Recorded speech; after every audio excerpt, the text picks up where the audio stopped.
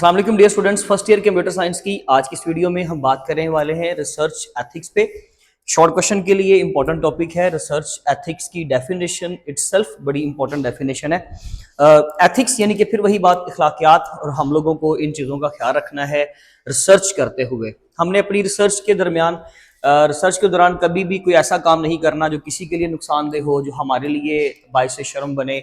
ऐसी चीज़ों से हम लोगों ने जो है वो बाज रहना है ड्यूरिंग द रिसर्च। और उस रिसर्च में जिस चीज़ के बारे में आप रिसर्च कर रहे हो, अगर किसी पर्टिकुलर रीजन में आप किसी पॉपुलेशन पे, इंसानों पे, किसी पर्टिकुलर जो है वो रीजन के अंदर किसी आप एक खास तबके पे रिसर्च कर रहे हो, तो उनकी मर्जी उसमें शामिल होनी चाहिए और उन लोगों को उस चीज़ के बारे में अंदाजा होना चाहिए। तो हम लोगों ने सबसे पहले तो इसकी डेफिनेशन कवर करनी है। These are the principles and guidelines that researchers follow to ensure that their work is honest, respectful and fair। Simple सी बात है, इसके अंदर क्या शामिल होना चाहिए? These are the principles and guidelines, these are the rules, principles, guidelines, rules and regulations that researchers follow। जो बंदा भी रिसर्च करता है ना, वो इनको फॉलो करता है। किसको? रिसर्च एथिक्स को। यानी कि ये क्या चीजें हैं? ये कुछ कवानीन है, कुछ नज्मो जब्त का काम है कि जो हम लोगों ने बड़े ही अच्छे अंदाज से इसको फॉलो करना है। Ensure that their work is honest, respectful and fair, यानी कि ईमानदारी से काम किया गया है, यानी कि रिसर्च की गई है। कोई फॉल्स इंफॉर्मेशन अपने पास से दिखावे के लिए, बनावट के लिए, खूबसूरती के लिए शामिल नहीं की गई। जो एग्जैक्ट इंफॉर्मेशन थी वो आपके सामने रखी गई है। जैसे कि जो नोट्स में, जो आपकी बुक में लिखा हुआ है, मैंने वही कीवर्ड्स यूज किए हैं। मैंने कोई ऐसा कीवर्ड यूज नहीं किया कि जी जो सिर्फ दिखावे के लिए है, बस खूबसूरती बढ़ाने के लिए। नो, नॉलेज के लिए, कॉन्सेप्ट के लिए अक्सर चीजें ऐड होती हैं। अदरवाइज जो इन्फॉर्मेशन सही है, जो राइट है, जो टू द पॉइंट है, वो मैंने आपके सामने इसको जो है वो बनाकर आपके सामने रिप्रेजेंट कर दिया। इसके अलावा रिस्पेक्टफुल, यानी कि उसमें किसी तरह की भी किसी के साथ तजाद पैदा नहीं होना चाहिए। और फेयर, यानी कि जस्टिस हो, बिल्कुल जो clear, neat and clean information है वो आपने सामने रखनी है।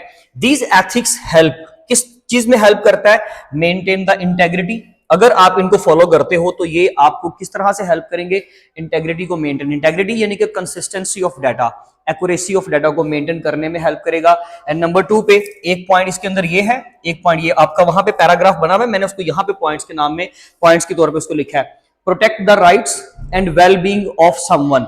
वो एक कम्युनिटी हो सकती है, wellbeing of individuals, wellbeing of an organisation, यानी कि किसी की दिल आजारी ना हो, किसी को उस चीज से नुकसान ना हो और उससे हमेशा उसको बेनिफिट पहुंचे बजाय कि किसी नुकसान के। तो एथिक्स अगर आप फॉलो करते हो, रिसर्च एथिक्स अगर आप यूज करते हो, तो इंटेग्रिटी भी मेंटेन रहेगी, यानी कि जिस तरह इंफॉर्मेशन है आपने वैसे ही रिप्रेजेंट कर दी, तो इंटेग्रिटी मेंटेन। एंड नंबर 2 पे आपने दूसरों के राइट्स प्रोटेक्ट करने, किसी को नुकसान उसमें नहीं पहुंचना चाहिए, जो किसी की प्राइवेसी है वो मेंटेन रहे, जो डाटा है एज इट इज उसको शो करवाएं।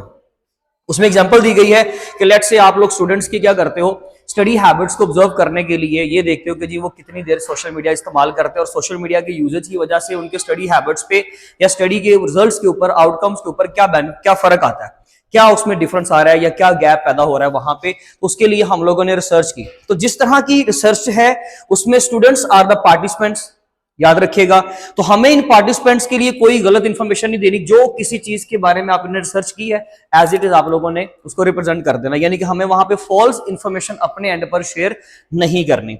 Social media usages and effect on the study habits, और स्टडी हैबिट्स पे क्या डिफरेंस आया, क्या फर्क आया, उसको भी फॉल्स बनाकर, बनावट बनाकर नहीं करना। जो इन्फॉर्मेशन हमें एग्जैक्ट मिली है, जो एग्जैक्ट आंसर हमारे पास आया, जो एग्जैक्ट सर्वे हमारे पास आया, हमने वही लोगों के साथ शेयर करना है। और स्टूडेंट्स के बारे में आप लोगों ने यहाँ पे मेक श्योर कर लेना है, ये की प्रिंसिपल्स हैं, आप इसको यहीं पे समझें कि जब हम लोगों ने ये रिसर्च करनी है ना, तो हम लोगों ने अपने पार्टिसिपेंट्स को बताना है इन्फॉर्म द कंसेंट। जिसकी इंफॉर्मेशन ले रहे हो, क्यों ले रहे हो, कितनी इंफॉर्मेशन रिक्वायर है, कब तक अपने पास रखोगे, ये सारी चीजें शामिल होंगी किसके अंदर? इन्फॉर्म्ड कंसेंट के अंदर, यानी कि उनकी मर्जी शामिल होनी चाहिए। और इसके अलावा आप उनको बताएं कि ये डाटा हमारे पास कब तक रहेगा। नंबर 2 पे कॉन्फिडेंशियलिटी, जो डाटा आपने उनसे लिया है वो आप उसको कॉन्फिडेंशियल रखोगे। लेट्स से कि आपने इसके अंदर क्या किया, उनके प्रीवियस ग्रेड्स लिए, ठीक है जी। तो प्रीवियस ग्रेड्स अगर चाहते हैं स्टूडेंट्स की किसी के साथ शेयर ना किया जाए, हाँ आप अपने रिजल्ट्स को असिस्टेंस देने के लिए आप उनसे ग्रेड ले लो, बाकी भी इंफॉर्मेशन लो, स्टडी आवर्स पूछो, कितने साल, पिछले साल आपने कितनी देर स्टडी की, कौन से महीने में कितनी ज्यादा आपने एफर्ट्स पुट की, कौन से रिजल्ट्स थे, क्या आपके टेस्ट में मार्क्स थे, ये सारी चीजें। उसमें से वो कहता है सर मेरे काइंडली ग्रेड आप किसी के साथ जो है ना वो शेयर ना करें, तो ठीक है, वो आपका डाटा जो है वो आपको क्या रखना है, कॉन्फिडेंशियल रखना है। ये की प्रिंसिपल्स हैं, इनको आपने फॉलो करना है। एंड नंबर 3 पे इंटेग्रिटी, जिस तरह का रिजल्ट है वैसा ही शेयर करें। अगर एक बच्चे का स्टडी आर जो है वो पूरे साल में वो डेली बच्चा डेली नहीं बल्कि अल्टरनेट डेज पे वो समझ लीजिए कि 2 घंटे सिर्फ पढ़ता था, लेकिन एग्जाम्स में उसके स्कोर आ गए 90 प्लस, यानी कि परसेंटेज में 90 प्लस परसेंटेज उसकी आ गई, तो ठीक है, आप उसको लोगों को डराने के लिए कि जी मैं तो सर्वे कर रहा हूं कि स्टडी हैबिट्स डेफिनेटली जो है वो सफर होंगे, किसकी वजह से, आपके ये सोशल मीडिया की यूजेज की वजह से। लेकिन यहां पर क्या हो गया कि एक बच्चे ने सोशल मीडिया को 12-12 घंटे यूज किया, 2 घंटे स्टडी की, लेकिन उसके मार्क्स बहुत अच्छे आ गए।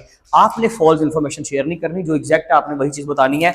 इसको बोलते हैं हम लोग इंटेग्रिटी, यानी कि जो कंसिस्टेंसी है, जो आपका रिजल्ट है, आपने वही लोगों को शो करवाना है, उसमें कोई चीज अपने पास से ऐड नहीं करनी। The last one is respect for participants. Participant ने जो आपको बोला ना, आपने उसी तरह से करना है। आपने एक स्पेसिफिक रीजन में जाके, आप एक गांव में चले गए, बैकवर्ड एरिया में गए, वहां पे जाकर रिसर्च की गांव के बच्चों पे, अब वहां पर जाके आप उनके ग्रेड श्योर जो है वो शेयर कर रहे हो, और अपने कॉलेज, अपनी यूनिवर्सिटी, अपने स्कूल के बच्चों के जो ग्रेड्स अब आप शेयर नहीं कर रहे, तो ये गलत बात है। आपने ऐसा नहीं करना। रिस्पेक्ट फॉर एवरीवन, उसमें हर पार्टिसिपेंट की आपने रिस्पेक्ट का ख्याल रखना है। ये आप इसके साथ समझ लेते, एग्जांपल के साथ तो जरा ज्यादा आसान था, इसलिए आपको समझाया अलग से। ये अलग से शॉर्ट क्वेश्चन कंसीडर हो सकता है। The most important short question, importance of research ethics में सिंपल आप लोगों ने क्या करना है जी, राइट्स का ख्याल रखना है, डाटा को प्रोटेक्ट रखना है, ऑनेस्टी से काम करना है। It ensures that the findings are, यानी कि जो आपने रिसर्च की है, आपने जो भी आर्टिकल्स ढूंढे, आपने कोई रिसर्च पेपर्स थे, ठीक है, किसी के, आपने वो लिए, आपने अपने नाम से उनको जो है पब्लिक नहीं करना, पब्लिश नहीं करवा देना। क्यों? क्योंकि वो प्लेजरिज्म का काम होता है। आपने अगर किसी ऑथर का रेफरेंस यूज करना है, साथ में आप उसका नाम लिख देना, उसको रेफर कर दो, उसकी रेफरेंस दे दें साथ में कि ये फलां की कोट है, ये फलां की लाइन है, तो उसमें अपनी तरफ से कुछ अपने पास से चीजें ऐड मत करें और अपने नाम से उसको मंसूब भी मत करें। इंपॉर्टेंस ऑफ रिसर्च एथिक्स ये है कि किसी का भी डाटा इससे खराब नहीं होता। तो it ensures that the findings are trustworthy, rights are protected. यानी कि दो चीजें हैं, एक तो जो चीज आपने, अगर तो एथिकल रिसर्च होगी तो जो भी इंफॉर्मेशन है वो ट्रस्टवर्दी है, आप उसके ऊपर रिलाई कर सकते हो, आप उसकी बेस पे अपने रिजल्ट्स बना सकते हो, और उसकी बेस पे अपनी कोई भी जो रिसर्च है उसको फर्दर प्रोसीड कर सकते हो। यानी कि पिछली रिसर्च से की हेल्प से, की मदद से आप अगली रिसर्च को प्रोसीड कर सकते हो, शुरू कर सकते हो, आप उस डाटा के ऊपर रिलाई कर सकते हो, बेस कर सकते हो, कोई इशू नहीं है। एंड राइट्स आर प्रोटेक्टेड, ये मेक श्योर कीजिएगा कि किसी के राइट्स वहां पर खराब ना हो। ये आपका एक छोटा सा टॉपिक था, आप इसकी स्क्रीनशॉट ले लें। अगर आपका कोई क्वेश्चन हो, सवाल हो, लाजमी तौर पर पूछ लीजिएगा। नेक्स्ट वीडियो में मिलेंगे, अपना ख्याल रखें जी। थैंक यू सो मच, अल्लाह हाफिज।